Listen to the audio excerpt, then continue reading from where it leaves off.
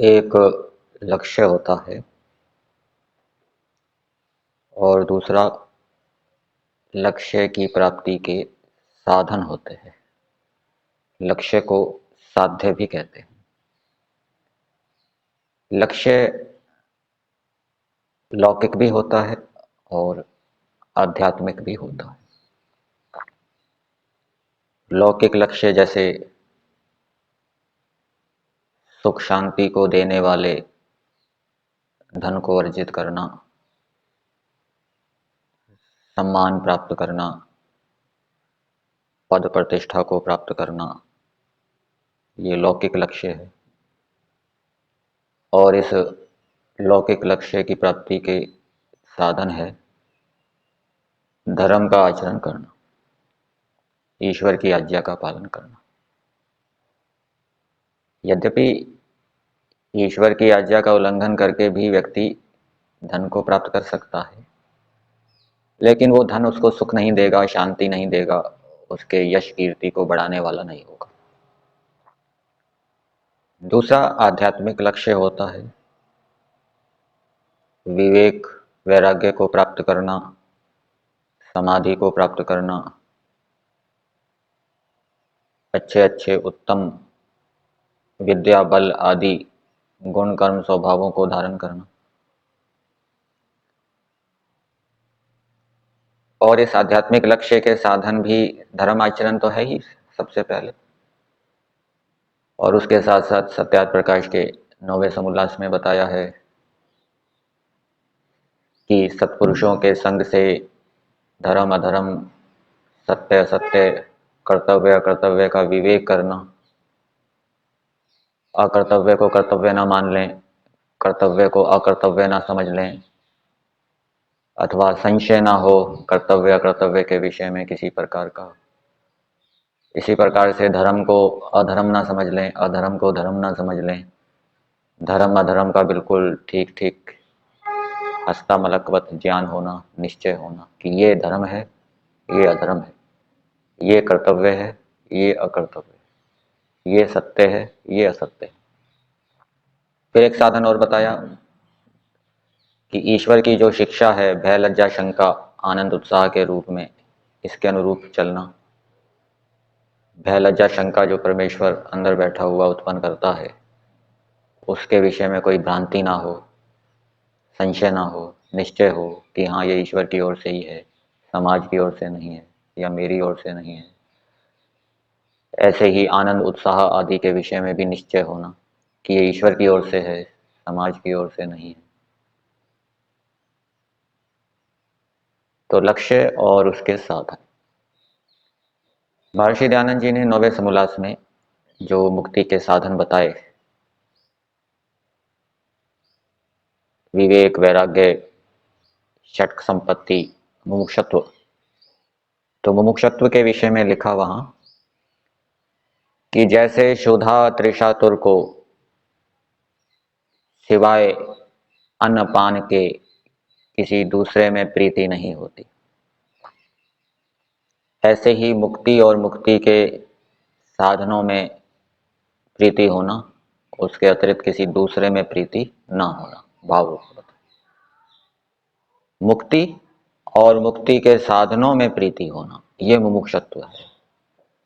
तो यहां से क्या बात निकल रही है, लक्ष्य में भी प्रीति होनी चाहिए और लक्ष्य प्राप्ति के जो साधन है उसमें भी प्रीति होनी चाहिए, दोनों में प्रीति होनी चाहिए। यदि लक्ष्य में प्रीति है, साधनों में प्रीति नहीं है, तो क्या होगा। लौकिक लक्ष्य को ले लीजिए, सम्मान पद प्रतिष्ठा, इसमें प्रीति है, और इसका जो साधन है धर्म का आचरण, उसमें प्रीति नहीं है, तो फिर व्यक्ति अधर्म से भी सम्मान प्रतिष्ठा पद को प्राप्त करने का प्रयास करेगा। किसके परिणाम स्वरूप, यदि लक्ष्य में प्रीति है, साधन में प्रीति नहीं। और यदि साधनों में प्रीति है, लक्ष्य में प्रीति नहीं है, तो वो बस साधनों में ही लगे रहेगा, लक्ष्य की ओर कोई ध्यान नहीं देगा। कितना धन, कितना सम्मान मिला, कितना मैं बढ़ रहा हूँ लक्ष्य की ओर, उसकी ओर कोई ध्यान नहीं रहेगा। वो साधनों में ही अटका रहेगा, लक्ष्य तक नहीं पहुंच पाएगा। ऐसे ही आध्यात्मिक लक्ष्य के विषय में, जिसकी विवेक, वैराग्य, धर्म आचरण आदि में रुचि है, प्रीति है,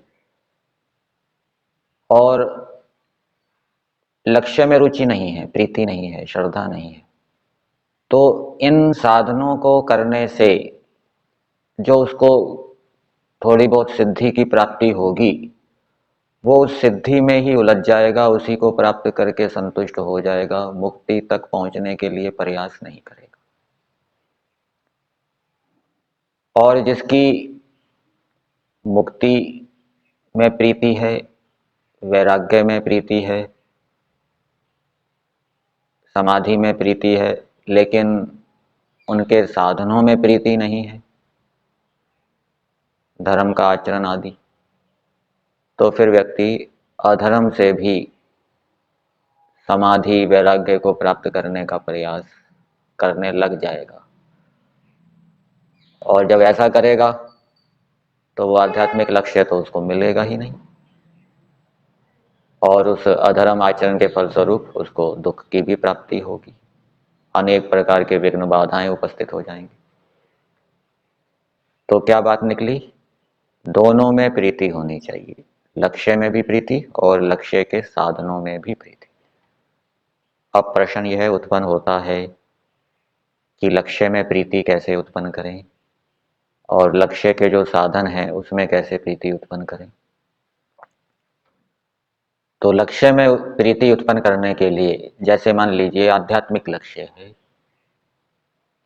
अच्छे अच्छे गुणों को धारण करना, अच्छे अच्छे कर्मों को करना, अच्छे स्वभाव को बनाना, विद्या को प्राप्त करना, आदि आदि, तो उसके लिए वैसा ही स्वाध्याय करना चाहिए जिसमें कि लक्ष्य के विषय में चर्चा हो।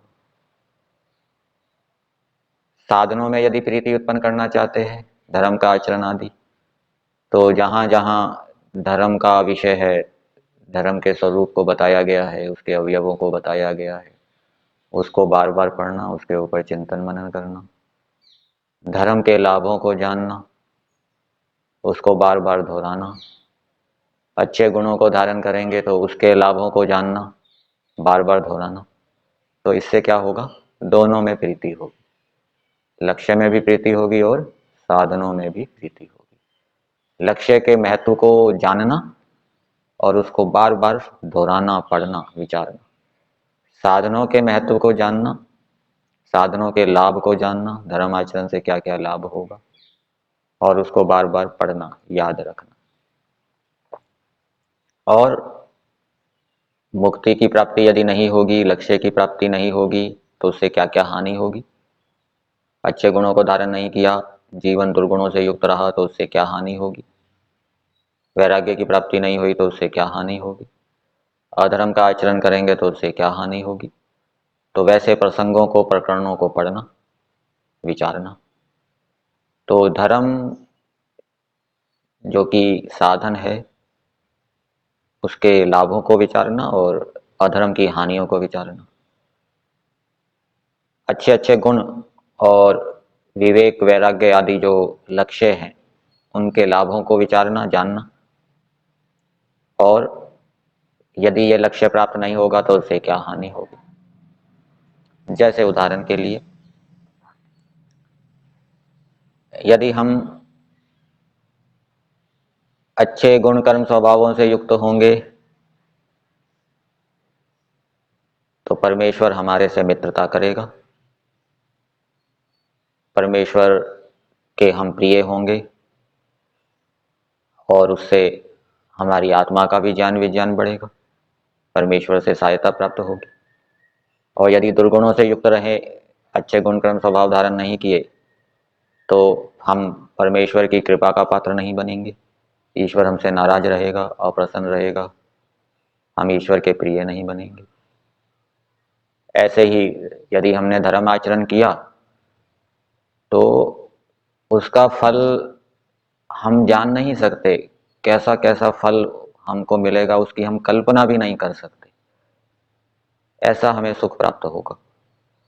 और अधर्म आचरण किया तो ऐसे ऐसे दुखों की प्राप्ति होगी जिसकी हमने कल्पना भी नहीं की होगी कि अरे इतना बड़ा संकट मेरे ऊपर आ जाएगा, मैंने ऐसा सोचा भी नहीं था। और मैं इतनी जल्दी लक्ष्य को प्राप्त कर लूंगा, इतनी जल्दी इस स्तर तक पहुंच जाऊंगा, ऐसा मैंने सोचा भी नहीं था। तो इस प्रकार से दोनों में प्रीति उत्पन्न करनी चाहिए, लक्ष्य और लक्ष्य के साधनों में। तो उससे फिर व्यक्ति लक्ष्य को प्राप्त कर पाएगा।